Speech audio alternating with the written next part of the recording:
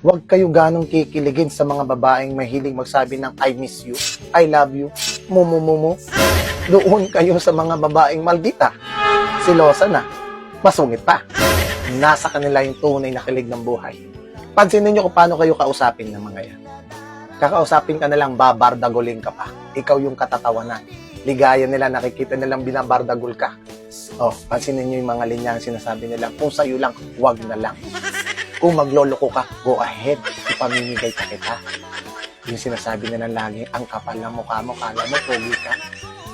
Paarte-arte ka, pa bebe-bebe ka. Mukha mo din. Kunwari ka pa, hindi mo ko gusto. Kunwari ka pa, hindi mo ko mahal. Alam ko naman eh. Mahal mo ko.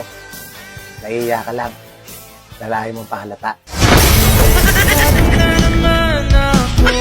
Bakit ba kinikilig na naman ako?